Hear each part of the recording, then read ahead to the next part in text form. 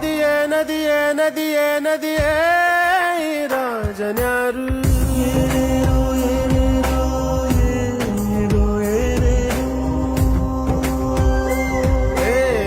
ವಿಧಿಯೇ ವಿಧಿಯೇ ವಿಧಿಯೇ ವಿಧಿಯೇ